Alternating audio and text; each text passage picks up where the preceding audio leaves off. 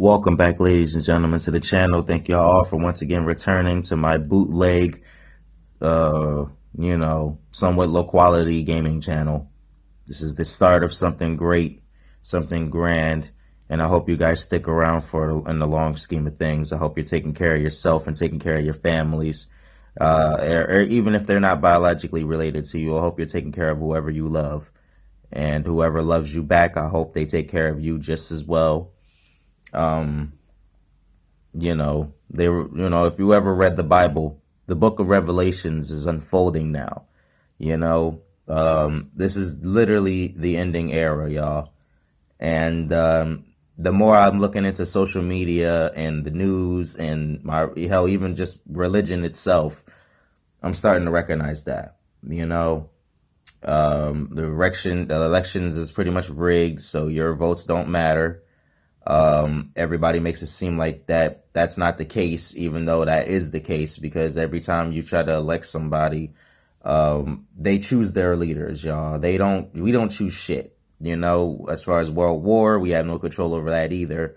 So let's stop kidding ourselves in regards to the whole idea of us making any decisions in regards to this country. George Carlin was right. Bill Clinton was right. So many people. JFK, I think they tried to kill him before he started to reveal stuff too. MLK, you name it, man. Malcolm X. The list goes on and on of people that tried to expose this country for what it was, tried to change it for the better, and they were silenced as a result. So let's be real, y'all. The ending days have been started. I think that's been going on for almost half of a century now. The beginning of the end has been going on. I think honestly, around about when the industrial era started to happen, and we started to turn the country and jungle villages and different things like that. We started to turn that into cities instead of them staying the way they were. Racism and the whole nine yards, trying to pin us against each other in order to create a race war against the immigrants that are coming over here illegally. I see all of this shit starting to unfold. I believe the purge is probably going to happen soon too. They foreshadowed that in films, and Donald Trump made jokes about it during a meeting with Congress, a meeting or a council meeting or whatever meeting he was involved in.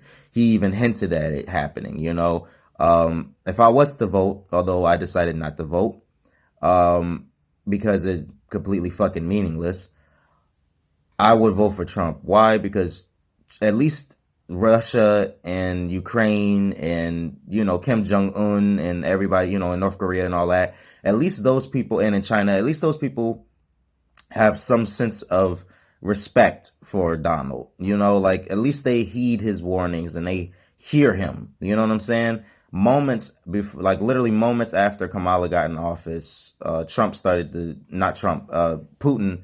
turned around and invaded Ukraine. Not even that long after Kamala had stated, I believe she said, don't do it in regards to that. They still did it. But at least, with Donald, he had North Korea in regards to Kim a little shook because he wasn't backing down and he wasn't bitching out. You know what I'm saying? So it's the different power dynamic. Plus, at the same time, we need crazy ass Trump right now, and we're heading into the state of world war. You know what I'm saying? Like Kamala, I'm not just saying that she's a female and she's soft and all that. I'm not calling her soft because she's a girl. I'm calling her soft because she has no real experience in this.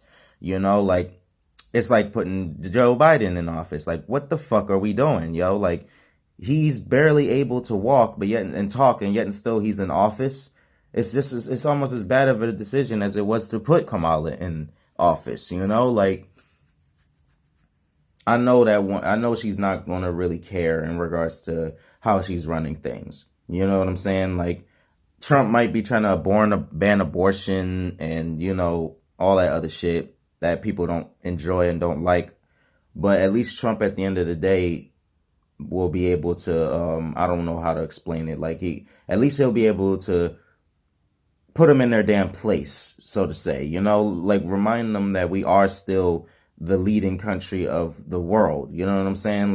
Although we are we have weak spots. We're far more stronger than we are weak. And I think for Trump being that man, being that businessman, first and foremost, no, I don't agree with anybody giving any billionaire a tax cut. Me being a minimum wage worker, yeah, we struggle down here. You know what I'm saying? Like looking up the pyramid, we struggle where we're at. It's hard to pay bills and still manage to keep your ass clean and keep your stomach fed, especially when you're living in the hood. When you're living in the ghetto and you're a poor person, that shit is really hard to endure. So the fact that there's really no sensitivity for the people living in poverty is really bullshit and really pisses me off. It pisses off everybody in that state because y'all are only worried about the middle class and the higher class. You know what I'm saying? The one percenters in the middle class. Y'all not really worried about the poor.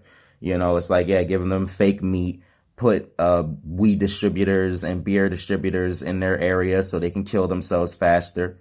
You know what I'm saying? It's like a whole plot against the poor because they know that the meek shall inherit the earth, just like the Bible said, like the good people of the world, the best people of the world that are good people, are in poverty, and the people that give a shit the most are usually in poverty. Usually when the people that are in poverty crack and turn into like people that are in power, doing the most corrupted shit like the Elon Musk and, the Elon Musk of the world and all that shit, the Mark Zuckerbergs and shit like that. Like once they become like, they only start acting like them when they start getting money, or when they start getting, coaxed into doing shit that they know damn well they shouldn't be doing. So it's like, yeah, like money corrupts, riches and wealth corrupts people, because, you wouldn't be doing half of the shit that you were doing for that money if your ass was broke.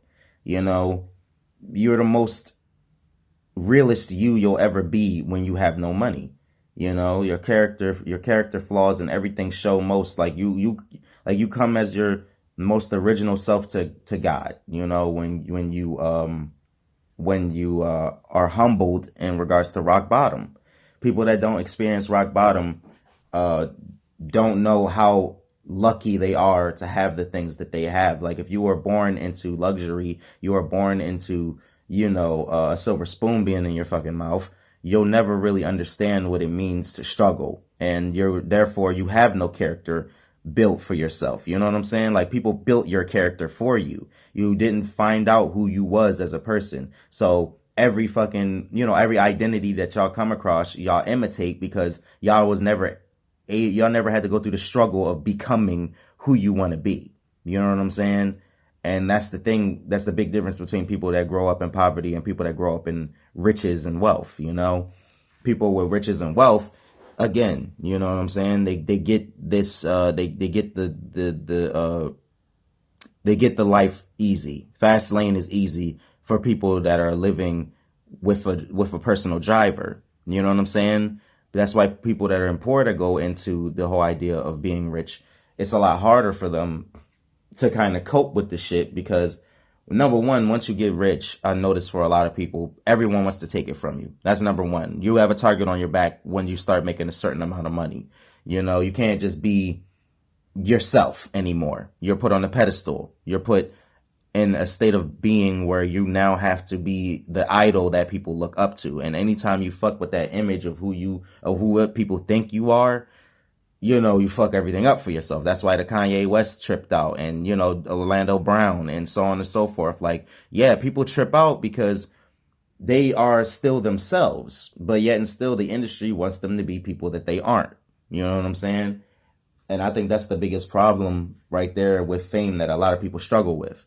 Like I'm still Snoop Dogg, like I'm still, or should I say in his situation, he's like I'm still Calvin, but yet and still Snoop Dogg is Snoop Dogg to everyone in the world. It's not just Snoop Dogg from the hood. You know what I'm saying? Like now it's Snoop Dogg that everybody in the world knows. So now Snoop Dogg has a reputation to uphold. When you're a nobody, no one expects shit from you. You know what I'm saying? Except for maybe getting drafted into wars and shit like that. Maybe being test subjects and guinea pigs for drugs and shit that they don't want to test on the rich. You know what I'm saying? But for the most part,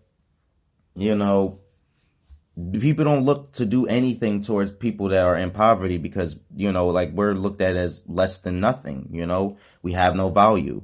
Um, and I think honestly, there's closure in that while it's still a curse. You know what I'm saying? Like it goes both ways. It's a double-edged sword, so to say, a double-ended sword. You could be stabbed from the back or the front. Either way, you're getting stabbed.